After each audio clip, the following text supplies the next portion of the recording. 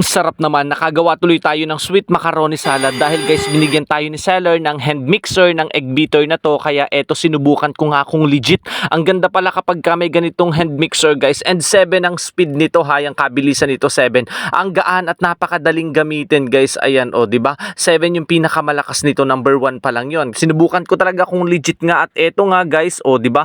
Nakapagpapadali ng gawain, ang hirap kayang magmix, ang hirap kayang maghalo-halo, kaya eto sinubukan ko, nag-request lang ako ha, buti ang bait-bait nitong seller na to, kaya binigyan tayo ng hand mixer na to, at napakaganda nga namang gamitin, napapadali yung mga gawain natin. Kaya kung mahilig kayo mag-bake, mahilig kayo ng kung ano-ano mga gagawin na kailangan ng hand mixer or egg beater, eto guys sobrang mura lang ninyo mabibili. Alam nyo ba guys, as of today December 25, 2024, 219 lang ninyo to mabibili, 219, kaya sobrang mura. Pwede siyang tumaas, pwedeng bumaba, tataas siya, pero 200 plus lang din. Sobrang mura.